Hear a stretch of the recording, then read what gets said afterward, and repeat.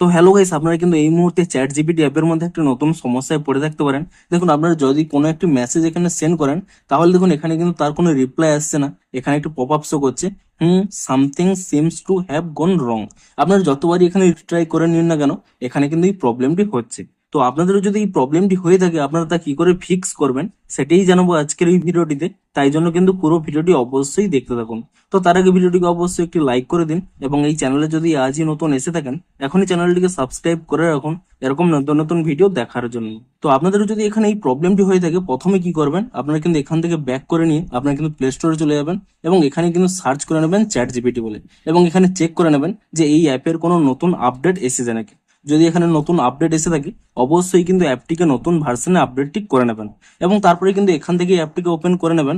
এবং তাহলেই দেখুন আপনারা কিন্তু এখানে যে কোনো একটি মেসেজ সেন্ড করে দেবেন, তাহলে হয়তো আপনাদের প্রবলেমটি সলভ হয়ে যেতে পারে। কিন্তু দেখুন, এখানে হয়তো আপনাদের এই মুহূর্তে প্রবলেমটি সলভ নাও হতে পারে, কারণ এখানে কিন্তু এই অ্যাপের একটি সার্ভার প্রবলেম চলছে।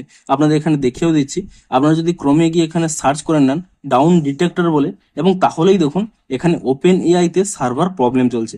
এখানে দেখুন আপনারা দেখতে পাচ্ছেন রেড সিগন্যাল রয়েছে।